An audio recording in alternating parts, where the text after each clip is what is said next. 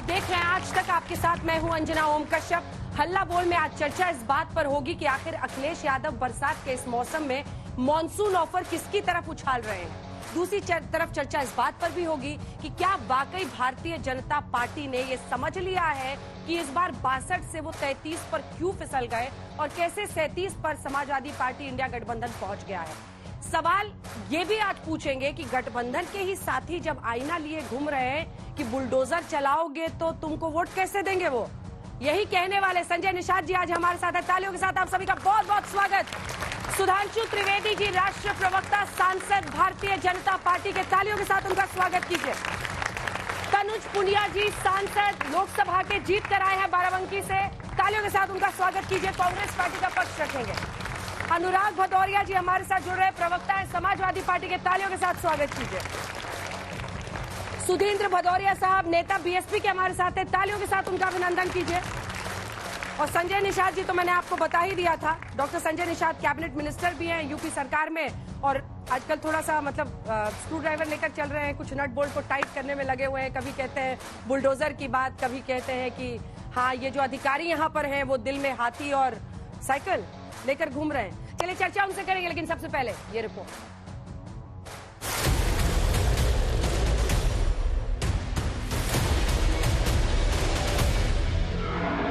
संगठन सरकार से बड़ा है, बड़ा रहेगा।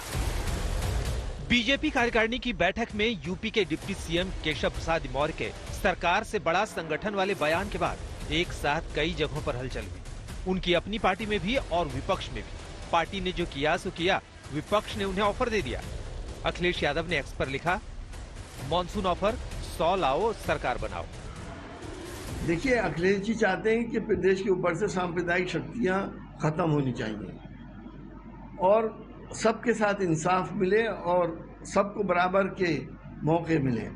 इसीलिए उन्होंने पहले भी इस बात को कहा था कि आप 100 विधायक ले आइए, अपनी सरकार बना लिए। और अब क्योंकि मानसून आ रहा है तो वो तो मानसून ऑफर के नाम से उन्होंने लिख दिया, सबको मालूम है। भारतीय जनता पार्टी जो भारत में लोगों के विकास के लिए और भारत राष्ट्र के लिए आगे बढ़ रही है, वो उनको कहीं ना कहीं जैसे ऐसा लगता है कुछ चंद लोगों को ये ठेकेदारी बंद कर दी ना इनकी। हम तो सबका साथ, सबका विकास और सबका प्रयास, सबके विश्वास को लेकर चल रहे हैं आगे। हमने 15 साल हो जाएंगे, अब की तीसरी बार सरकार देश में आई है। अखिलेश के ऑफर पर यूपी के दूसरे डिप्टी सीएम ब्रजेश पाठक से सवाल हुए तो उन्होंने चुप्पी साध ली।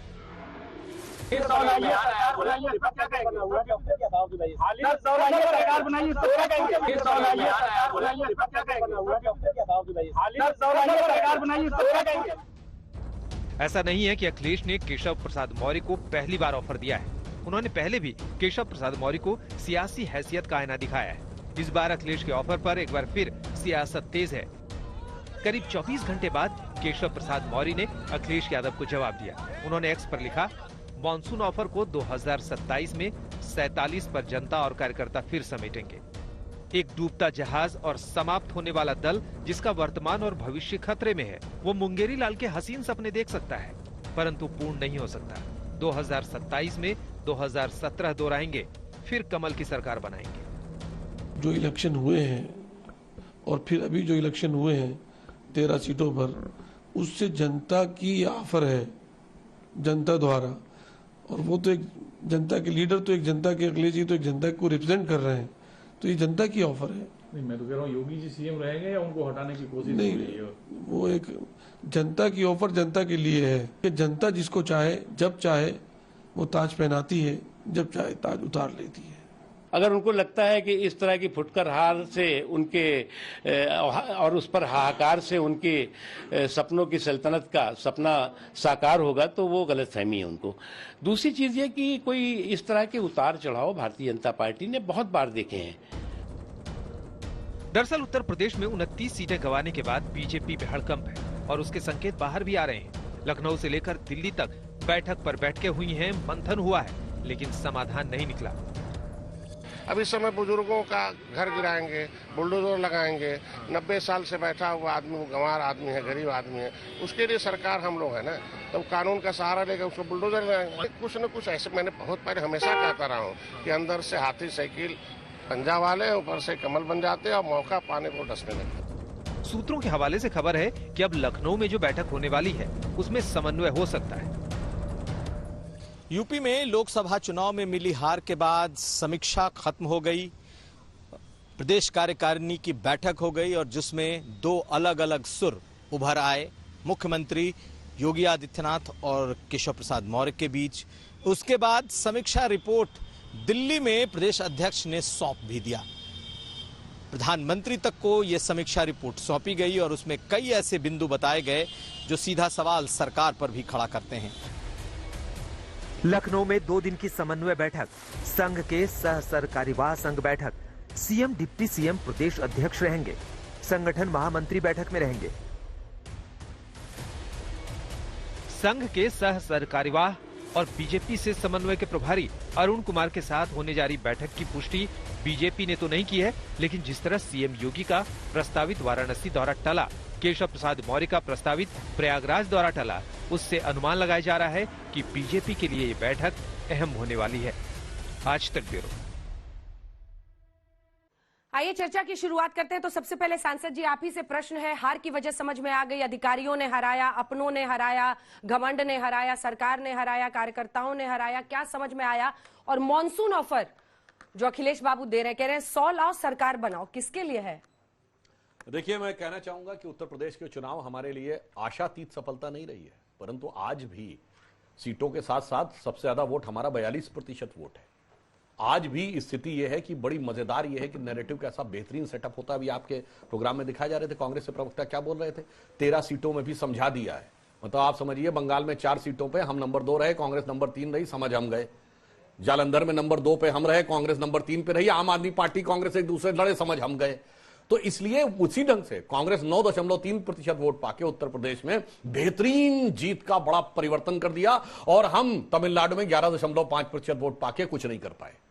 परंतु जो आपने कहा है, हम ईमानदारी से पूरा विश्लेषण करते हैं, चाहे हम चुनाव जीतें या हारें, और हम वो विश्लेषण करके आगे की रणनीति तय करते हैं। जैसे मैंने आपको बताया, हम 2009 में हारे थे लोकसभा चुनाव, शिमला चिंतन बैठक हुई थी। 2014 हम जीते, मैंने वो घटना बताई थी, तब राजनाथ सिंह जी राष्ट्रीय अध्यक्ष से शुरू के 3 महीने बाद अमित शाह जी बने थे। तो जो पहली बैठक हुई मोदी जी के साथ, उन्होंने आगे हमसे खुद बताया था कि भाई मोदी जी तो गजब है, पहली बैठक में ये नहीं कि जीत का जश्न मनाया जा रहा है, उन्होंने कहा 2019 में हम कहां जीत सकते हैं, उन राज्यों में कैसे मेहनत करनी है। तो बंगाल और उड़ीसा की बात हुई, देखिए 10 साल के अंदर उड़ीसा में सरकार बना के दिखा दी।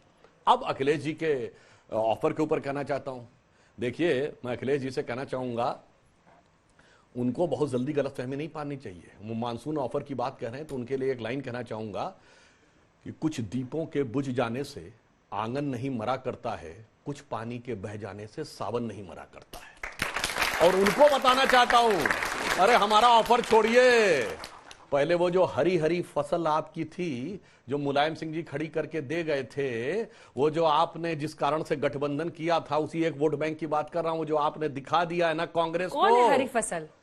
अरे कोई कहने की जरूरत है? सावन के अंधे को हरा ही हरा दिखता है, सभी को हरा हरा दिख रहा था। नहीं, आजकल आप नाम लिखवा रहे हैं ना, इसलिए हरी फसल मैं समझना चाह रही थी। देखिए, इसमें कोई समझने की जरूरत नहीं, साफ साफ कह रहा हूं, मुस्लिम वोट बैंक के लिए कांग्रेस और सपा साथ आए थे, और अब स्थिति यह हो गई है कि पूरे उत्तर से दक्षिण तक जहां हमारा और कांग्रेस का मुकाबला था, कांग्रेस कहीं हमसे ज्यादा सीटें नहीं जीत पाई, सहयोगी दलों के दम पे सीटें जीती। असम में AIUDF के दम के ऊपर, और केरल में मुस्लिम लीग के दम पे, महाराष्ट्र में महाविकास अघाड़ी के दम के ऊपर, और उत्तर प्रदेश में समाजवादी पार्टी। तो मैं कह रहा हूं अखिलेश भाई, ऑफर बाद में बताओ, पहले अपना वोट बैंक बचाओ। वोट बैंक बचाओ, लेकिन ये जो बता रहे थे, बताइए सर, आपने तो कहा ही है, क्या क्या क्या कहा आपने? अधिकारियों में के दिल में हाथी और साइकिल है अभी भी, और बुलडोजर चलाओगे तो थोड़ी ना वोट देंगे। देखिए, हार के तो कुछ न कुछ कमियां हैं, जिसे हम लोगों को चिंतन कर रहे हैं। हाँ। और निश्चित रूप से गलतियां नहीं होती तो हारते क्यों हम लोग उस पर। लेकिन विपक्ष को भी इतने कहेंगे, चिंतन करना चाहिए समाजवादी पार्टी को भी। क्या क्या वजह समझ में आता है? संजय जी बोलिए ना। नहीं जा रहा हूँ। हाँ। उनको भी चिंता करनी चाहिए कि अपनी माननीय मुलायम सिंह के द्वारा खड़ी गई खेती, हम लोगों ने बहुत मेहनत किया था, तब कांग्रेस यहाँ से हटी थी, और तब जाके उत्तर प्रदेश में समाजवादी पार्टी, बहुजन समाज पार्टी आई थी। फिर अपनी खेती को कटवा रहे हैं, तो जब अपनी खेती कटवाएंगे तो निश्चित रूप से कुछ नुकसान होगा, वो भी हमारे हार का कारण रहा। मुस्लिम एक हो गए और उनको आज कांग्रेस के तरफ हो गए कि नहीं हमारे तरफ है, और पता चला नैरेटिव भी सेट करके उन्होंने जो काम किया। हमारे लोगों ने चुनाव नीचे ठीक से आत्मविश्वास के नाते नहीं लड़ा, क्योंकि इतना आत्मविश्वास था कि लोग कि हम जीत रहे हैं और इनका नैरेटिव नीचे फैलता रहा। जो हमारे कम से कम 20-25% वोटर जो गांव में रहते हैं, जिनके पास कोई न टीवी है न चैनल अखबार है, तो वहां उन लोगों ने मोबाइल में मोदी जी का, अमित शाह जी का एडिट वीडियो चलाकर दिखाते रहे। और चुनाव आयोग सोया था, विदेशी मीडिया प्लेटफॉर्म है जो है कहते रहे कि नहीं जो कोई फर्जी चलेगा उसके खिलाफ कार्रवाई होगी, अकाउंट बंद हो जाएगा, लेकिन कुछ नहीं हुआ। विदेशी मीडिया भी इसमें आ गई सामने और जो है चुनाव आयोग भी रहा। कुछ न कुछ निश्चित रूप से ऐसे जो संगठन के लोग थे, आत्मविश्वास, अति उत्साह ये भी माने रखा। कुछ गुटबाजी रही, लेकिन जो मैं बार बार कहता हूं, जब से थामिए गुटबाजी रही, कौन कर रहा था सर गुटबाजी? कहीं न कहीं कुछ ऐसे विधायक हैं, कहीं ऐसे थे जो उनको सपा के संपर्क में आ गए कि भैया कर दो, फिर अगली बार हम तुम्हें टिकट दे देंगे। कुछ ऐसे लोग आ जाते हैं जो अपने छोटे लालच में होते हैं, जिन लोगों ने निश्चित रूप से जिनको जीत मिली थी और उन्होंने, उनकी जिम्मेदारी बनती है कि भाई जिस खेत में मोदी की फसल उगानी है उसमें अब खुद राउंड अप डालोगे तो अगला खेती कैसे करोगे। लेकिन अधिकारियों का भी बहुत बड़ा रोल रहा है। अच्छा? मैं बार बार इसीलिए कहा था जब से मैं आया हूँ कि भाई बहुत ऐसे अधिकारी हैं, क्योंकि सामाजिक न्याय मंत्रालय का रिपोर्ट कहता है कि सपा और बसपा अपनी संख्या से कम 100 गुना ज्यादा उत्तर प्रदेश में नौकरियों पर उनका कब्जा है और उनके अंदर वही विचारधारा है, वही उनकी पार्टी की सोच है। जब मौका पाते हैं तो आस्तीन की तरह डरते। जैसे हम अपने उदाहरण के देखूं कि 18% निषाद आबादी है, उनको गुमराह करते रहे। आज के दिन में उत्तर प्रदेश सरकार ने जब आरजीआई से रिपोर्ट मांगा कि केवट मल्ला मझवार अनुसूचित जात के हकदार हैं, नोटिफिकेशन है राष्ट्रपति के द्वारा, ये अनुसूचित जात की सूची में सूचीबद्ध है कि नहीं है, दिशा निर्देश दो। उत्तर प्रदेश के मुख्यमंत्री का पत्र आता है, आरजीआई का रिपोर्ट आता है कि नहीं जो सही है। हमारे यहाँ संसद में 1961 में इनकी गिनती हुई थी, 61 लाख थे, हमारे यहाँ अनुसूचित जात में सूचीबद्ध है। लेकिन ये मामला सामाजिक न्याय मंत्रालय देना चाहिए दिशा निर्देश उत्तर प्रदेश को कि निषाद खुश हो जाए कि हमारा काम हो रहा है। और उसने क्या किया, उसके ऊपर चुनाव आयोग को समझना होगा कि अधिकारी क्या कर रहे हैं चुनाव में। अगर आप कह रहे हैं कि अधिकारियों के तो यही कहेंगे कि चुनाव आयोग को इस पे एक सर्वे टीम बनानी चाहिए कि जितने अकाउंट से ये फर्जी वीडियो चले हैं उनके खिलाफ कार्रवाई होनी चाहिए। कहाँ अधिकारियों ने क्या किया? मैं कहता चुनाव आयोग कहाँ था? ये आखिर इस तरीके के वीडियो चलते रहे, प्रधानमंत्री का एडिट वीडियो चले, गृह मंत्री का एडिट वीडियो चले, तो आम जनता का वीडियो किस तरीके से चलवा देगी विदेशी मीडिया। और जो दलित छोड़ के चले गए, जो मायावती जी से छिटके 10% वो जो आपको छोड़ के चले गए। सामाजिक न्याय समिति का रिपोर्ट कह रहा है कि जो जाति अपनी संख्या से ज्यादा आरक्षण ले चुकी है तो उनके अंदर वो भय पैदा किया गया कि अगर 400 पार होगा तो तुम्हारा वो एडिट जो वीडियो दिखाया के नेता बोल रहे थे कि जो है वो आरक्षण खत्म हो जाएगा। तो भय के नाते, डर के नाते वो जातियां वोट ट्रांसफर कर दी। तो भय दिखाकर, भ्रम पैदा करके लोगों को फर्जी एडिट के नैरेटिव सेट करके वोट लेना, ये लोकतंत्र में नहीं आता है। क्योंकि हमको सरकार में आना था, हम लोग झूठ बोल नहीं सकते थे। आज उनको सरकार में आना ही नहीं था, खाली आंशिक सफलता लेनी थी, इसलिए जितना झूठ बोलना था उतना झूठ बोलते रहे और फर्जी वीडियो दिखाते रहे, भ्रम फैलाते रहे। और इस भाजपा के कार्यकर्ता उस पर जो है नजरअंदाज किया। बुलडोजर मैं वो भी एक कारण है। आखिर 60-70 साल से गांव में गरीब, बुलडोजर तो इसलिए लाया गया था इसमें कि जो माफिया हैं, जो दहशतगर्द हैं, जिसके वजह से इस उत्तर प्रदेश में कोई इन्वेस्टर नहीं आता था, डर के मारे कि हम कैसे सुरक्षित रहेंगे। तो ऐसे माफियाओं के खिलाफ चलाने के लिए बुलडोजर था। लेकिन गांव में कोई गरीब है, 70 साल से 80 साल, हमारे यहाँ जौनपुर में एक महिला थी, वो जो है एक प्रधान के खिलाफ जो है उसने एप्लीकेशन दे दिया, फर्जी है। उसके खिलाफ जब जांच बैठा तो प्रधान दोषी पाने लगा। उसने उस महिला के खिलाफ एक एप्लीकेशन लिख दिया कि ये घर बंजर में बना है, और 1 महीने के अंदर चलाया और उसको बुलडोजर से घर गिरा दिया। ये पहले बताइए, जो 90 साल से है और उसका घर गिरा देंगे तो वोट कहां से देगा? इसी तरीके से तमाम अधिकारी हैं। एक बार हमारे बंदे पर आदमी बसा है, नदी आएगी, पानी आएगा, भर जाएगा, ताल में भर जाएगा दोनों तरफ, तो बंदे पर ही आएगा ना। अब वहां परमानेंट बस गया, अधिकारियों ने चिन्ह लगा दिया। ऐसे अधिकारी वही हैं जिस तरीके से पिछले, मैं आपको पहले भी एक बार बता चुका कि हमारे गोरखपुर में एक चुनाव हुआ 2021 में जिला पंचायत का, 2 निषाद उसमें जिला पंचायत सदस्य जीत गए, लेकिन सपा के संवर्गीय व्यक्ति ने अपने हारे हुए व्यक्ति को जो तीसरे नंबर पर था उसे प्रमाण पत्र दे दिया और चुनाव आयोग के साइट पर उसको लोड भी कर दिया। जब आंदोलन हुआ, आगजनी हुई लोगों ने, तब जाकर उन्मूलन हुआ, तब जांच हुआ, उससे बयान आया जब पकड़ा गया अधिकारी, उसने कहा हम लोग इसलिए कर दिए कि आगे हमारी सरकार आएगी तो मुकदमा वापस हो जाएगा। पूरा एकदम 27 का जुटाना बना बोल रहे हैं। अनुराग भदौरिया जी, आप लोग तो संविधान लेकर घूमने वाले लोग हैं, बार बार कहते हैं ये तोड़फोड़ कर रहे हैं, ये मॉनसून ऑफर कब से आ गया पॉलिटिक्स में? वो बता तो रहे हैं कि किस तरह से घर गिरा दे रहे हैं, बस्तियों की बस्ती उजाड़ दे रहे हैं, एक सुन तो लीजिए, बस्तियों की बस्ती उजाड़ रहे हैं। सोचो आप, 1-1 हजार 2-2 हजार मकानों के सामने जाके बुलडोजर खड़ा करके उसको रौंद देते हैं। छोटे छोटे बच्चे बाहर बिलखते हैं, चीखते हैं, चिल्लाते हैं, उनके माँ बाप रात भर सोते नहीं है कि मेरा घर की रजिस्ट्री है, सब कुछ है। आप वोट मांगने आए थे तो वोट मेरा वैध था, अब चूंकि हमको आप जीत गए, सत्ता में आ गए, सांसद जी बन के दिल्ली पहुंच गए, अब हम अवैध हो गए। तो वही तो वो कह रहे जो हम कह रहे थे, ये बार बार कह रहे। देखो किसी ने यहाँ पे बात नहीं की, मुस्लिम का नाम वापस ले आएंगे। आप क्यों हारे आपको पता है? आप इसलिए हारे क्योंकि आपने युवाओं की चिंता नहीं की, आपने छात्रों की चिंता नहीं की, आपने महिलाओं की चिंता नहीं की। महिलाओं ने एक माँ बेटी ने आग लगा ली, एक मकान गिराने गए कानपुर के अंदर में, दोनों जल के मर गई और आपको दर्द नहीं हुआ। आप यहां मुस्लिम की बात कर रहे हैं। एक औरत ने कल आग लगा ली थाने के सामने क्योंकि उसकी सुनवाई नहीं हो रही थी, और आप इस पर चर्चा नहीं करना चाहते। 25-25 लाख बच्चों का पर्चा लीक हो गया जो नीट का एग्जाम दे रहे थे। उनके घर में सोचो खाना नहीं बना होगा, महीनों ने नहीं बना होगा। 1 साल तैयारी करने के लिए 2-2 लाख रुपए लगते हैं, और आम आदमी जो घर का होता है, जो किसान का बेटा होता है, 2 लाख रुपए से साल में देना भारी पड़ता है। आपने उसकी चिंता नहीं की ना, उसकी बात करना चाहते आप, इसलिए मानसून ऑफर ले आया खिले। मैं बता रहा हूं ना, तो मैं इनको याद दिलाना चाहता हूं कि आपको जनता ने चुना है सत्ता में, और आप कहां भाग रहे हैं? इनके एक डिप्टी भाग रहे हैं दिल्ली, एक दिल्ली में हवाई जहाज में दौड़ के भाग रहे हैं, दूसरे लखनऊ के अंदर भाग रहे हैं। जनता इंतजार कर रही, भैया हम बरसात हो रही, मेरा घर डूब रहा, कोई आएगा कि नहीं आएगा बचाने के लिए? ये आप कोई आगे अपने नाम के आगे से डिप्टी हटाना चाहता है, सोचता मुख्यमंत्री बन जाए। अरे भैया सत्ता की इतनी भूख हो गई है, कई मुख्यमंत्री बना दोगे क्या प्रदेश के अंदर में? तो हमने कहा भैया हमें स्थिर सरकार चाहिए। अगर स्थिर सरकार आप नहीं दे सकते हो तो आप 100 ले लो, स्थिर सरकार दो जनता के लिए। जनता को तो कम से कम राहत मिले। एक सेकंड, बार बार चाहे वो हो, आप हो, राहुल गांधी जी हो, अखिलेश यादव, बार बार कह रहे हैं हार गए। अरे पीएम तो नरेंद्र मोदी ही बने हैं, प्री पोल्ड अलायंस की वजह से बने हैं, चाहे उन्होंने संजय निषाद जी की पार्टी हो, अनुप्रिया पटेल हो, या जितने भी हैं, जेडीयू, टीडीपी, सब प्री पोल अलायंस से ये जीते हैं। आपको तीसरी बार जनता ने विपक्ष के लायक ही समझा है।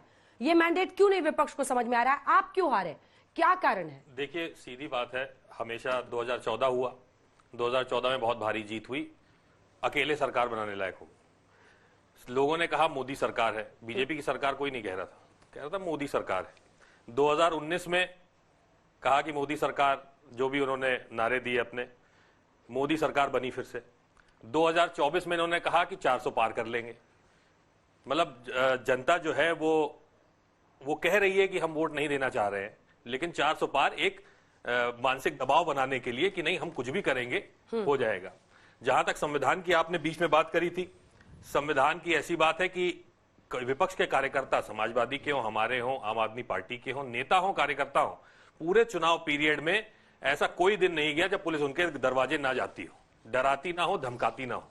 वोटिंग वाले दिन के एक दिन पहले लाल पर्चियां थमाई गई थी हमारे सारे बूथ अध्यक्षों को कि ये आप चुनाव वाले दिन बाहर नहीं निकलेंगे, वोट डालेंगे, घर आके बैठेंगे, नहीं तो आपको थाने ले जाया जाएगा। और वही हुआ, माने नहीं, कार्यकर्ता थे, उन्होंने कहा कि हम तो कार्यकर्ता है, हमको लोगों को वोट करने निकालना है। वोटिंग वाले दिन अगर बूथ पे भी खड़े हैं हमारे कार्यकर्ता जिनको लाल पर्ची पकड़ाई गई है, पकड़ के थाने में बैठा दिया गया। पूरे जिस दिन वोट पड़ रहे थे पूरे दिन मैं इधर ही उधर घूम रहा था। ऐसे हमारे यहां ही नहीं हुआ, पूरे उत्तर प्रदेश में ऐसा हुआ है, हर जगह देखने को मिला है। कार्यकर्ता दिन भर जेल में बैठा है।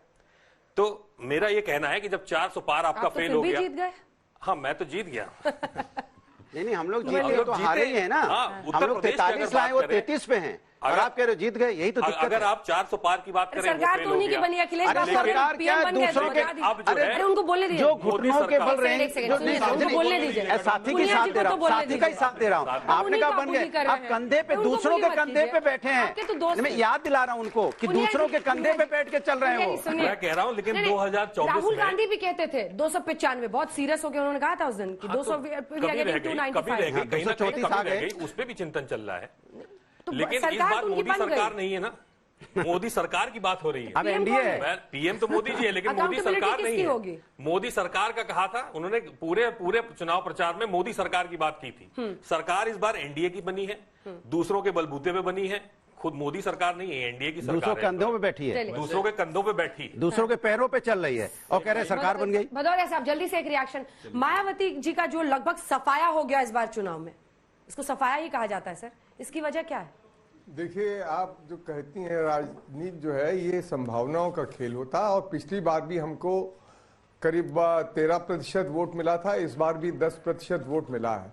और मैं यहाँ पर बहुजन समाज पार्टी के प्रवक्ता के तौर पे नहीं, बल्कि मैं विश्लेषक के तौर पे मैं ये कहना चाहता हूँ कि ये जो एक नारा था और इन्होंने जो इनका जो विश्वास था कि हम 400 पार जाएंगे, इससे एक भय लोगों के अंदर पैदा किया गया कि अगर इनकी 400 से ज्यादा सीटें आएंगी तो ये जो बाइपोलर इलेक्शन हुआ, एक तरफ इंडिया अलायंस, एक तरफ एनडीए का अलायंस, तो उससे जो क्षेत्रीय स्तर पर या जो एक स्थानीय स्तर पर या प्रांतीय स्तर पर जो ताकतें थीं, उनको थोड़ा उनका वोट खिसका, उसमें वोट जरूर खिसका। पर जैसा संजय निषाद जी कह रहे थे, मैं उस बात को फिर से दोहराना चाहूंगा कि आपका 2027 का चुनाव आप देखिएगा, बहुजन समाज पार्टी और बहन मायावती जी, अभी 10% था, उस समय क्या प्रतिशत होगा वो आपको सामने आएगा। और ये भी मैं कह दूं कि ये जो सिंबलिज्म का नारा होता है, हमेशा रहता है कि मोदी की सरकार, इंदिरा गांधी के लिए तो ये भी कहा जाता था India is Indira, Indira is India, Nehru की सरकार तो ये होता, और मायावती जी भी जब थी मुख्यमंत्री तो मायावती जी की सरकार कहा जाता था। तो ये इस प्रकार से एक सिंबलिज्म रहता है। तो मैं ये जरूर मानता हूं कि आने वाले दिनों में उत्तर प्रदेश का जो चुनाव है वो देश के चुनाव जैसा नहीं होगा, वो अलग तर्ज पर होगा, अलग उसके नतीजे आएंगे। समाजवादी की सरकार उस पर भी आएंगे। अगर मोदी सरकार होती तो जो आपने निषाद जी ने, जो संजय जी ने जो बयान दिया है वो भी ना दे पाते वो। अगर मोदी वो एनडीए इसलिए दे पा रहे हैं, अब एनडीए सरकार इसलिए बोल पा रहे हैं, वरना अब तक तो उनको परेशान कर देते, ईडी उनके घर भी भेज देते, बेचारे परेशान हुए घूमते रहते। मंत्री जी ऐसा मंद मंद मुस्कुरा रहे हैं। चिंता करें समाजवादी पार्टी की, अब उनका हरा हरा फसल जैसे कहा जा रहा है। चिंता करें। वैसे एक बात बताएं आपको कि इनका जो वोट बैंक, सुधांशु जी अब आप जवाब दीजिए। लेकिन दूसरे तो दूसरे ये भी आपको आईना दिखा रहे हैं। चुनावों में हार जीत का इस बार अलग बड़ा विचित्र विश्लेषण हुआ। आज तक जितने भी चुनाव हुए होंगे आपने देखा होगा, एक पार्टी के कार्यालय में मिठाइयां बढ़ती हैं, बाजे बाजे बजते हैं, और दूसरे में सन्नाटा रहता है। यहाँ दोनों में बाजे बज रहे थे, मतलब भाजपा की भी कार्यालय में भी और कांग्रेस के कार्यालय में भी। ऐसा आपने कोई चुनाव देखा? नहीं देखा। क्यों? अरे हमारी तो सरकार बन गई तो हमारे यहाँ बाजा बजना समझ में आता है। जो थर्ड अटेम्प्ट में 3 डिजिट नहीं टच कर पाए, उनके यहाँ बाजे क्यों बज रहे थे? क्योंकि थोड़ा विचार करने का विषय, वो मैं बता रहा हूँ क्यों विचार करने का विषय। कारण ये था, जैसे मैं जो मैंने पार्लियामेंट में बोला था, रिपीट करे दे रहा हूँ। हमारे मोहल्ले में उस जमाने में जो हमारी जनरेशन के लोग थे, तो रिजल्ट आता था तो first division, second division, third division यही लिखा रहता था। तो एक थर्ड डिवीजन लड़का पास हो गया, 2-3 बार फेल हुआ था, उसकी खुशी का ठिकाना नहीं था। फर्स्ट डिवीजन वाला सोच रहा था कि मैं तो मेरिट में आऊंगा, वो मेरिट में नहीं आया तो वो दुखी था। तो उसने पूछा, भाई ये फर्स्ट डिवीजन वाला उतना खुश नहीं है, तुम थर्ड डिवीजन वाले को खुश हो? तो उन्होंने कहा, इनकी तो एक डिवीजन है ना, हमारी 3 है, फर्स्ट डिवीजन विद 2 बॉडीगार्ड। तो ये फर्स्ट डिवीजन विद 2 बॉडीगार्ड वाले हैं, इसलिए इनकी खुशी का ठिकाना नहीं है। और मैं कहना चाहता हूं, ये तो 99 की मंजिल पर रुक गए मोदी जी को रोकते रोकते। तो मैं एक पंक्ति कहना चाहूंगा मोदी जी की तरफ से कि दरिया का सारा नशा उतरता चला गया, वो मुझे डुबाता रहा और मैं उभरता चला गया। और मंजिल समझ के बैठ गए जिस पे चंद लोग, यानी 44, 52, 99 मंजिल समझ के बैठ गए जिस पे चंद लोग, मैं ऐसे कितने ही रास्तों से गुजरता चला गया। देखिए बात तो सही है। देखिए सवाल इनका जवाब देखिए, कह रहे हैं कि हम जीत गए। एक बार बोल के दिखाइए बीजेपी सरकार, बोलिए आप, बोलिए बीजेपी, आपकी बीजेपी सरकार, बोलिए आप। अरे बोलिए एनडीए सरकार, हमको एनडीए आपको बोलने पे मजबूर कर दिया। बोल के दिखाइए बीजेपी सरकार, बोलिए आप, आपके बगल में खड़े हैं, अभी आईना दिखा देंगे। आप इसी में खुश हैं? क्यों? यही करके ड्रामा? इसलिए ड्रामा नहीं, एहसास दिलाया कि आपने जनता की बात नहीं की, 400 पार की बात करने वाले 240 पे आ गिरे। मैं ये एहसास दिला रहा हूँ। तो बनाते कम से कम। अरे सरकार, वही तो आपको बता रहा हूँ। अरे वो दूसरों के कंधों पे जा बैठे, आप किसी कंधों पे जाके सवार हो जाए, बोले हम जीत गए। अरे आप पैर किसके नीचे, ये तो देख लो ना। अच्छा सुनिए, इनके पैर किसके नीचे? सुनिए, थर्ड डिवीजन वाले सुन लीजिए, थर्ड डिवीजन की परिभाषा देने वाले, जो आप ऊपर हाथ उठा रहे हो जीतने का, नीचे पैर किसके, जरा देख तो लो।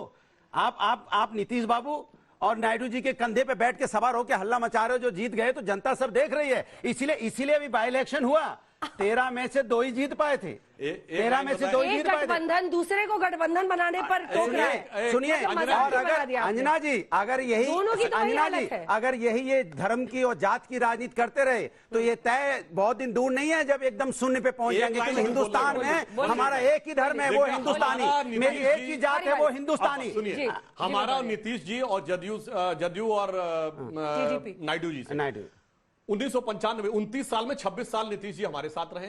नायडू जी 1999 से आज तक अब ज्यादातर समय हमारे साथ रहे। मगर एक बात मैं इनसे कहना चाहता हूं, कहिए, ये आप बताइए, पूछिए। आप तो गठबंधन में रहते हुए अभी 6 महीना पहले मध्य प्रदेश के चुनाव में क्या बोला था अखिलेश जी ने? कांग्रेस बहुत चालू पार्टी है। और आप क्या कह रहे थे नीतीश जी के लिए? अच्छा सुनिए, अब रुक जाओ। नीतीश जी के लिए कह रहे थे, ये नीतीश जी के लिए मेरे साथ डिबेट में बैठ के कह रहे थे नीतीश जी का मानसिक संतुलन बिगड़ गया है। आज नीतीश जी आपको अच्छा लगने लगे? अब भाई मानसिक संतुलन बिगड़ गया था, अब मानसिक संतुलन ठीक हो गया। जब आपको सत्ता की जरूरत पड़ी तो पैरों में जाके गिर गए। बोले नीतीश बाबू आपसे बड़ा इंटेलिजेंट कोई नहीं, आपसे समझदार कोई नहीं। अब नीतीश बाबू समझदार हो गए। वही नायडू जी के लिए आपने क्या क्या शब्दों का इस्तेमाल नहीं किया? नायडू जी जेल चले गए थे, ये लोग मिलने तक नहीं गए क्योंकि दूसरी पार्टी के साथ गठबंधन बनाए बैठे थे। आज जब उनकी जरूरत पड़ी तो नायडू जी के साथ अरे भैया इतने मतलब कब से हो गए? बगल में खड़े हैं, याद रखिएगा। वो आपके मतलबीपन को समझते हैं, कब आपका साथ छोड़ देंगे आपको पता चल जाएगा। आपका बगल में खड़े हैं, इसलिए समझ रहे हैं सब कुछ। आप कहाँ जाते हो? प्रश्न जल्दी पूछिए, जल्दी। एक मिनट, ये एक बात कहे उसके पहले एक लाइन छोटी सी क्या है। ये जो टकराव आप देख रहे हैं, 2004 में भी इनकी 38 सीटें आई थी, अभी 37 सीटें आई। और बहुजन समाज पार्टी उस समय भी कम आंकी जा रही थी और बीजेपी देश में थी छाई हुई। पर हम 2007 में हमने सरकार बनाई, ना हमारी 38 सीटें थी और ना हम देश में सरकार चला रहे थे अटल बिहारी वाजपेयी की तरह। तो इसलिए कुछ इस पर तरह के भी परिणाम आ सकते हैं जो चौंकाने वाले हों। और 2007 में नारा क्या था? चढ़ गुंडन की छाती पर मोहर लगाओ। 24 की बात नहीं करेंगे, कमाल की बात है। 7 की बात करेंगे, 47 की करेंगे, 1990 की करेंगे, 2024 में प्रभु हारे हैं आप। बोलिए प्रभु हार गए। वो बगल में आपको आईना दिखा रहा है, बुलडोजर लिए घूम रहे थे आप। योगी जी का जहां भी नाम आता है कि गुंडा राज खत्म कर दिया, लेकिन आजकल तो उत्तर प्रदेश में देखने को मिल रहा है पुलिस ही गुंडा राज को बढ़ावा दे रही है। मेरे यहाँ का सरधना का केस है, वहां पर एफआईआर दर्ज कराई गई पूरे प्रूफ के साथ, एक्सीडेंट हुआ, सब कुछ दिखाया गया, लेकिन पुलिस ने कह दिया कि आपस में मामला सोल्व कर लो, इस पर हम कार्रवाई नहीं करेंगे। ठीक है, एक साथ जवाब। सर मेरा आपसे सवाल है, जैसे कि बीजेपी अयोध्या से हार गई, तो क्या इसके कारण ये भी हो सकता है कि बीजेपी के अंदर ही फूट हो गई है? क्योंकि हमने देखा कि बीजेपी वाले लोग ही सपा को वोट करने जा रहे हैं। और एक सर आपसे एक सवाल है कि आपने 99 सीटें जीती मिलकर, किंतु क्या आप उस पर मिलकर कांग्रेस ने 99 जीती है, इन्होंने जी आपने गठबंधन, लेकिन क्या आप अब ईवीएम पे सवाल नहीं उठाएंगे? ठीक है, एक साथ जवाब बताएंगे। सर आपसे सवाल है, आपने अभी कहा कि कांग्रेस अपनी अलायंस की वजह से जहां भी जीती है वहां जीती है। सर ऐसे तो प्रधानमंत्री मोदी भी टीडीपी और जेडीयू की वजह से ही प्रधानमंत्री बन पाए ना इस बार। मेरा सवाल सुधांशु जी से है, क्या केंद्र नेतृत्व भाजपा की जो हारी है उसका ठिकरा माननीय योगी आदित्यनाथ जी पे फोड़ा जा रहा है, और केशव प्रसाद जी को एक्टिव करके क्या योगी जी को हटाने की तैयारी है? सर मेरा पूरा सवाल जो है सरकार और विपक्ष दोनों से। सर अगर दोनों ही अब सेम लेवल पे ही आ गए हैं, दोनों की मतलब मत एक ही बराबर में है, तो क्या सर अगर यूसीसी जो कि अभी डिमांड है देश की, वो अगर आता है या कोई ऐसा आता है प्रस्ताव जो कि देश के हित में, तो क्या वो विपक्ष बिना कुछ कहे या बिना कोई पॉलिटिक्स को शामिल करे उसे मतलब बढ़ावा देगी? ठीक है। आखिरी का एक सवाल। मेरा सवाल बीजेपी से मेरे को ये पूछना है कि उनको नहीं लगता कि धर्म की राजनीति से ऊपर उठकर कोई बातें और करनी चाहिए? शिक्षा, संस्कार, रोजगार, युवाओं की बातें करनी चाहिए। आपको नहीं लगता अभी एनटीए पे जिस तरीके के आरोप लग रहे हैं? मैं सीयूटी एस्पिरेंट हूँ, सीयूटी यूजी का रिजल्ट 30 जून को डिक्लेयर होना था, अभी 15 जुलाई 18 जुलाई हो गई, उसका रिजल्ट नहीं आया, युवा वेट कर रहा है, कैसे? जल्दी से हेलो माइक छोड़ दीजिए। सर मेरा ये क्वेश्चन था, आप कह रहे थे कि कांग्रेस के पास मुस्लिम वोट है, तो क्या हमें भी मुस्लिम वोट नहीं लेना चाहिए ताकि हमारा वोट्स और बढ़ सके और नेक्स्ट इलेक्शन में हम अच्छा परफॉर्म कर सके? हम मतलब बीजेपी? जी अच्छा। वो भी अच्छा। एक बार ताली पीटने पूछो क्यों, ताली पीटिए पूछो क्यों। 90% सवाल अब उनसे आने लगे हैं। जो 90% मुझसे पूछे जाते थे यही उनकी हार है, यही उनकी हार है। आज जनता सवाल उनसे पूछ रही है, हमसे नहीं पूछ रही है, क्योंकि सवाल का जवाब आपको देना है। आप सत्ता में हो। और पहले क्या करते थे, विपक्ष से सवाल पूछवाते थे, विपक्ष सवाल देगा, सत्ता में होंगे जवाब विपक्ष देगा। आज हम जीते हैं। प्रॉब्लम क्या है ना, क्या दिमाग में कुछ सोच के क्या सोच के लगते हैं? अरे ये बच्चे हैं, बच्चों ने सवाल किससे पूछा? पहले मुझसे पूछते थे ना, अब उनसे पूछ रहे हैं, तो हम जीते हैं ना। जाता था मत बोलिए, ठीक है, माइंड योर लैंग्वेज। आपने कहा पुछवाया जाता। नहीं, पुछवाया नहीं बोला मैंने, पूछा जाता था। नहीं, पूछा जाता था, पुछवाया नहीं बोला। गलत बात नहीं, भावना जो भी पूछा जाता था, नहीं पुछवाया नहीं, पूछा जाता था। अरे पूछा जाता था, पुछवाया नहीं बोला मैंने। मिस्टर भदौरिया प्लीज, लगातार पूछा जाता था, बोलने दीजिए। आप जवाब यहाँ लग रहा राहुल गांधी की आत्मा उनमें चली गई। तीन प्रश्न जो बीजेपी से पूछे गए, एक तो धर्म के इस्तेमाल पर चुनाव में, दूसरा सीयूईटी एनटीए को लेकर, तीसरा क्या योगी को साइडलाइन, उनके ऊपर ठीकरा फोड़ा जा रहा है चुनावों की हार का। 3-4 जो प्रश्न, तीनों प्रश्नों का जवाब देता हूं। देखिए, इतने बड़े चुनाव में, जो दुनिया का सबसे बड़ा चुनाव था, यदि हमें कुछ राज्यों में, जहां पे हमारे मुख्य रूप से 3 राज्य, उत्तर प्रदेश, बंगाल और महाराष्ट्र, जहां हमें आशातीत सफलता नहीं मिली है, अब इसको केवल 1 या 2 व्यक्ति या 1 या 2 कारण पर तय नहीं किया जा सकता। इसका निष्कर्ष व्यापक विश्लेषण के बाद किया जा सकता है। पार्टी उस प्रक्रिया में चल रही, मैंने पहले भी बोला था कि वो हो रहा है। अब नीट और एनटीए के संदर्भ में यह कहना चाहूंगा, सरकार उस पर पूरी संवेदनशीलता के साथ काम कर रही है, क्योंकि मामला सर्वोच्च न्यायालय में विचाराधीन है, और जो सर्वोच्च न्यायालय का डिसीजन होगा उसको हम अक्षरशः इन लेटर एंड स्पिरिट इंप्लीमेंट करने के लिए प्रयास करेंगे। तीसरी बात, जो धर्म वाली बात कही गई, तो सिर्फ 2 फैक्ट बोलता हूं, बाकी लोग अपने आप तय कर लें। एक हिंदी में कहावत होती है, खुला खेल फर्रुखाबादी। तो फर्रुखाबाद के कैंडिडेट ने बोला था वोट जिहाद।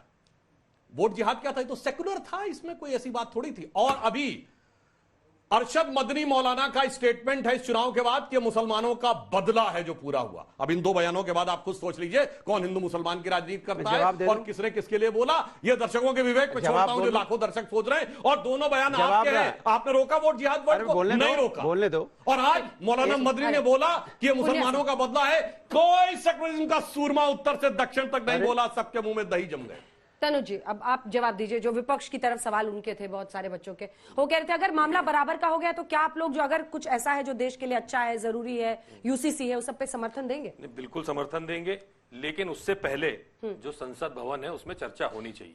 पिछली बार की तरह नहीं कि 140 सांसदों को सस्पेंड करके और आप यूनिलैटरली उसको पास कर दें अपनी तरफ से।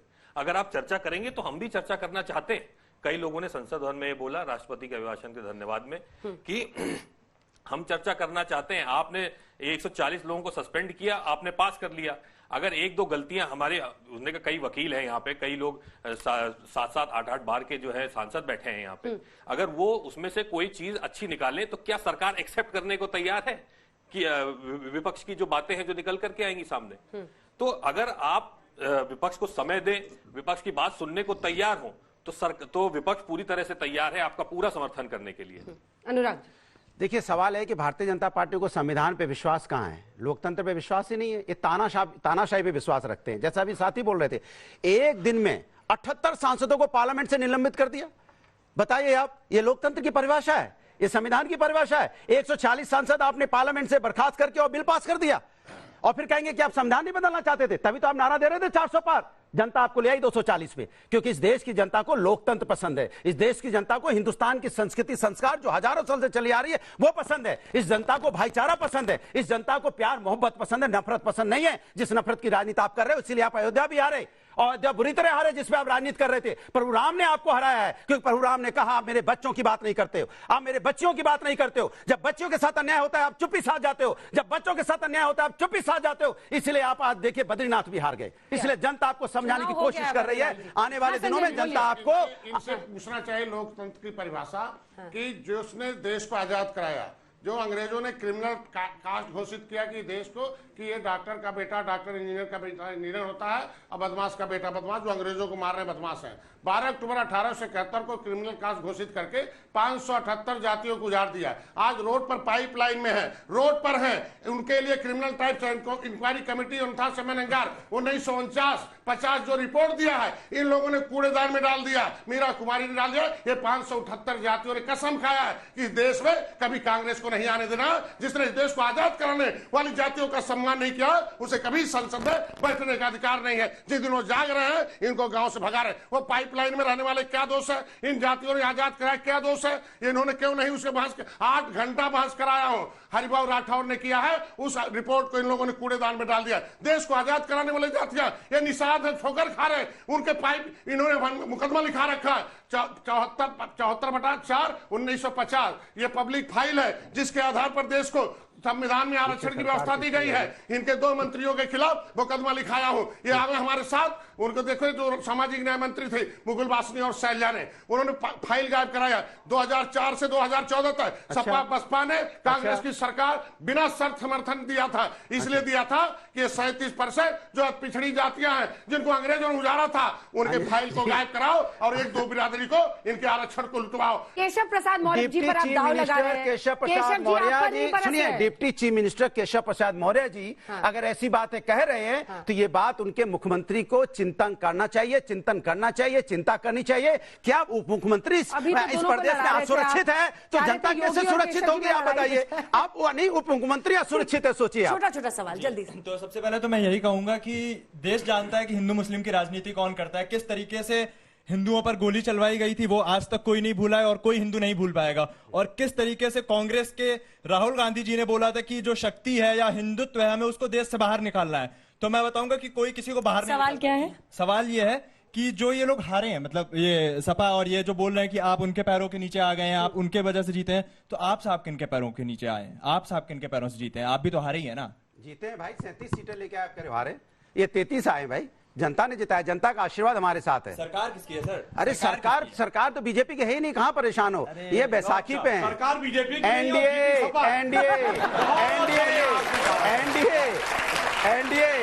एनडीए बोलो ना, क्यों नहीं बोल पा रहे हो? अरे एनडीए की तो सरकार, तो आप बोलो बीजेपी की सरकार, बीजेपी की बोलो, रुक गए। बीजेपी की सरकार बोल ही नहीं सकते। पहले बोलते थे अब की बार रक्षा मंत्री 400 पार, अब की बार एक सेकंड एक नया अरिथमेटिक आ गया है।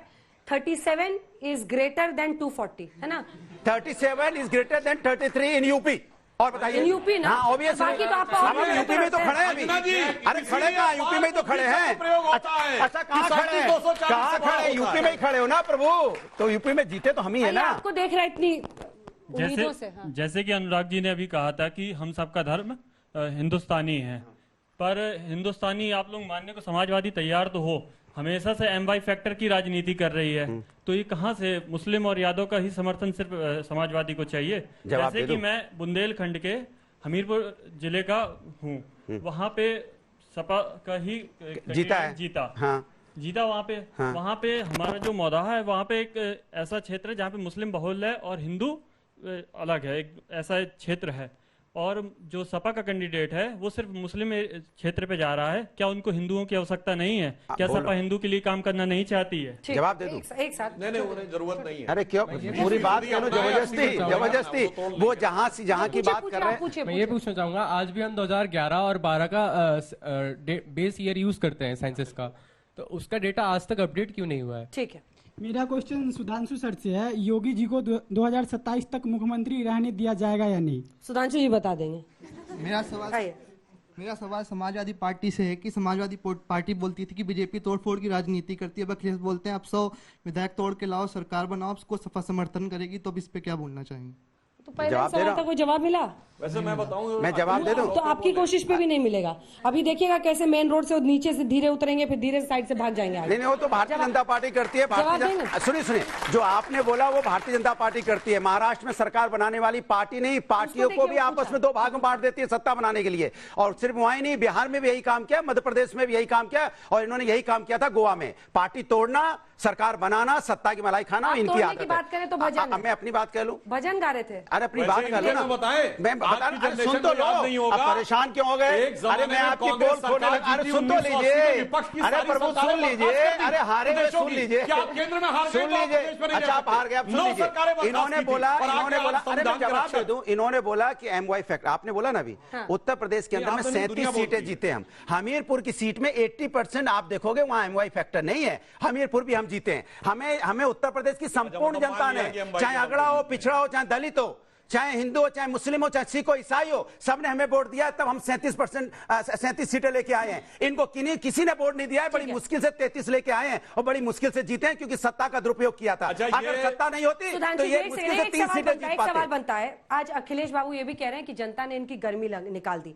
आज सवाल ये कि आप हमेशा हरी खेती नहीं कह सकते हैं। अगर 37 सीटें अगर 37 सीटें आ रही है इनको, तो इनको हर वर्ग के लोगों ने वोट दिया है। जो दलित पासी खटिक आपके साथ 2014 के बाद आए थे, वो भी आपसे दूर हुए इस बार। निषाद जी भी बगल में खड़े, उनका भी वोट मिला है। देखिए 36-37% वोट सपा को मिला है, हर वर्ग ने वोट दिया। 42% वोट भाजपा को मिला, हर वर्ग ने वोट नहीं दिया है। फिर वही संख्या आ गई कि 36-37 बड़ा है कि 42 बड़ा है। यही मैं कह रहा हूं, पूरे चुनाव में एक नैरेटिव सेट करने का जो आदरणीय संजय निषाद जी ने कहा, भ्रम और भय, हमारा विचार था विकास और विश्वास। और भ्रम के संदर्भ में कहूंगा अंजना जी चक्कर आ रहा है। एक और अरिथमेटिक आता है, 62 बड़ा है या 33? 62 आप पिछली बार लाए थे, इस बार 33 लाए, तो कौन बड़ा है? बोला कि आशातीत सफलता में उत्तर प्रदेश में 37 बड़ा, 33 वो भी पूछ लीजिए। हम तो बात कह रहे हैं, मगर हमारा राष्ट्रीय स्तर पर जो मत प्रतिशत है वो लगभग वही है जो 2019 में था। मैंने वहीं खड़े और मैं एक लाइन में कहूं, हम बचपन में सुनते थे एक लाइन, जब हम लोग इतने बड़े थे। आप बड़े हो गए, बचपन में सब सुनेंगे क्या? कि सारे भारत से नाता है, सरकार चलाना आता है। 21वीं सदी में कांग्रेस तो भूल गई सारे भारत से सिर्फ हमारा नाता है और सरकार चलाना सिर्फ हमें आता है। अच्छा, सत्ता के लिए आप लड़ रहे हैं? इस पर एक जवाब। अच्छा, सत्ता के लिए लड़ रहे हैं, जनता के लिए ऐसा कह रहे हैं कि अब आप लोग इतने साल से आप बाहर हो गए कि अब आप लोग को सरकार चलाना भी याद नहीं रहेगा, अब उन्हीं को सिर्फ आता है। कांग्रेस से तय कर ले कि खाली उत्तर प्रदेश में समाजवादी पार्टी अकेले जीती है 43 कि जो है उसमें कांग्रेस का भी योगदान है। जिस तरीके से आरोप लगा रहे हैं कि हम मोदी जी सरकार नहीं है, एनडीए की सरकार है, ये बताएं कि खाली सपाई जीती है। पुनिया जी अखिलेश जी की तरह शांत हैं और वो राहुल गांधी जी की तरह उछलते हैं कि सुनिए, उनका जवाब दे दीजिए। ये देखो, ये गठबंधन है और बहुत मजबूत है, फेविकोल का जोड़ है, आप कितना भी आग लगा लो, होने वाला कुछ नहीं। तो यूपी मिलकर लड़ेंगे, बोलो। रुक जाइए, तो निषाद जी जो कह रहे हैं सच कह रहे हैं ना। आपकी सरकार के पुनिया जी आप सांसद हैं, उनसे बुली मत होइए, अरे उनका ही स्वभाव है, आप लड़ाइए, दोनों भाई है। अरे वो हर एक चक्कर में आ गए हैं, हरा वाला वो कह रहे हैं लगातार तीसरी बार सरकार से बाहर रहते हैं, अब आप लोग को सरकार चलाना ही भूल गए हैं, अब सरकार चलाना सिर्फ बीजेपी को आता है। देखिए ऐसा कुछ नहीं है, कांग्रेस पार्टी, इंडिया गठबंधन, सबकी सरकारें हैं, कई कई जगह कई बार आपकी सरकार रही है, सबको सरकार चलाना आता है। जिसको जो अगर सिर्फ सत्ता की लड़ाई लड़ने के लिए अगर लड़ाई लड़ता है, देखिए इस बार मोदी जी ने जितने भाषण किए उसमें कितनी बार उन्होंने विकास की बात करी, कितनी बार, चुनाव के पीरियड की बात कर रहा हूं, विकास की बात कर रहे हैं आप, लेकिन ऐसे ऐसे शब्द का प्रयोग किया गया है उनके द्वारा चुनावी रैलियों में, तो उससे कोई विकास का लेना देना नहीं था। सीधे सीधे उनका मकसद था कि किसी ना किसी तरह विभाजन हो जाए समाज में, चाहे वो धर्म के नाम पे हो, हरी खेती की आप बात कर रहे हैं, चाहे वो जात के नाम पे भी हो, कई जगह ऐसा हुआ है। मेरे कॉन्स्टिट्यूंसी में मेरे खिलाफ आके मोदी जी बोल रहे हैं कि कैंडिडेट का एक ही काम है कि सुबह उठो मोदी को गाली दो, दोपहर में मोदी को गाली दो, रात में मोदी को गाली दो। तो देते नहीं थे आप? मैंने एक बार नहीं दी, कोई साक्ष्य दिखा दे, एक बार दिया। हम लोगों ने अपने पूरे भाषण में केवल जनता की बात करी है, जनता की, पूरे मैनिफेस्टो में जनता की बात हुई है। जब जनता की आवाज उठाई है तभी कम हुआ है।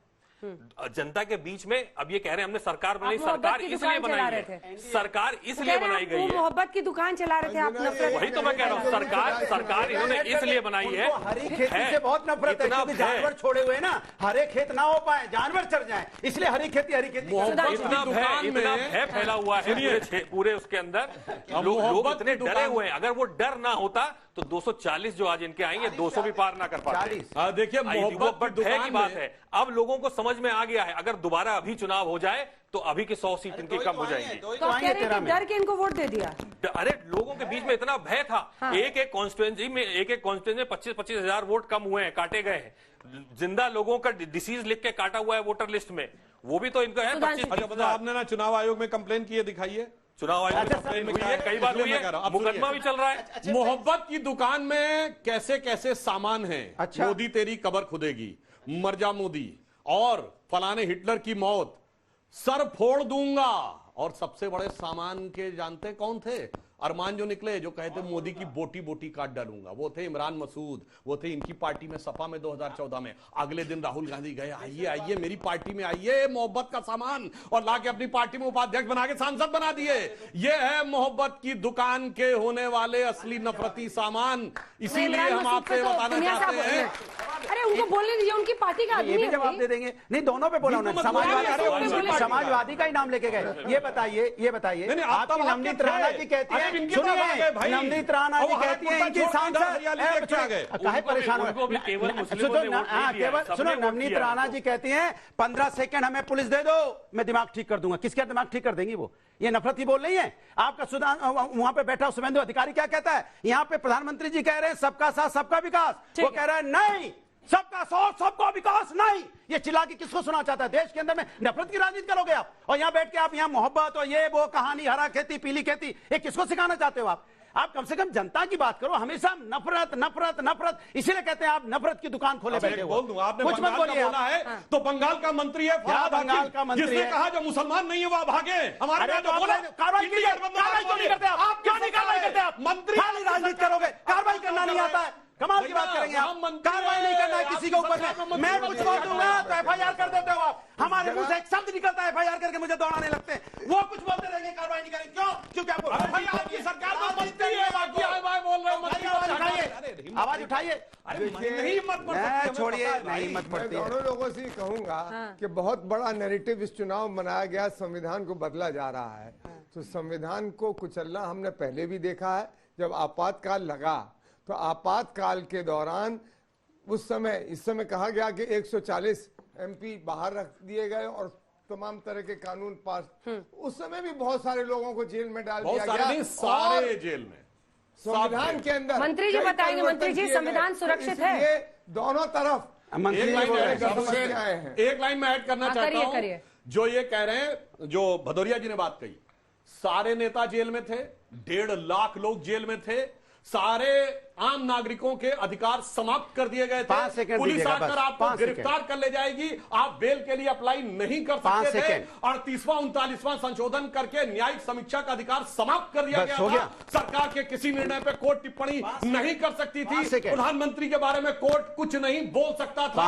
और इतना ही नहीं, सॉलिसिटर जनरल ने यहां तक बोला था, मिलॉर्ड अगर गोली भी मारी जा रही है तो आप सिर्फ देखते। और संविधान का प्रियम्बल, जिसे बाबा साहब अंबेडकर ने संविधान की आत्मा कहा था, वो भी बदल दिया गया था। वो आ गए आज संविधान की रक्षा के झंडाबरदार, जो संविधान हत्या के असली गुनाहगार। अच्छा बताइए, जब संविधान, सुनिए, जब 1975 में आपातकाल लगा, सुनिए अब हल्ला मत बजाइए, अरे हल्ला मत बजाइए, सुनिए 1975, एक मिनट रुकिए मंत्री जी, एक मिनट मेरी बात हो जाए। 1975 में जब आपातकाल लगा, संविधान पे खतरा हुआ तो हम जेल गए, हम तब भी लड़े थे।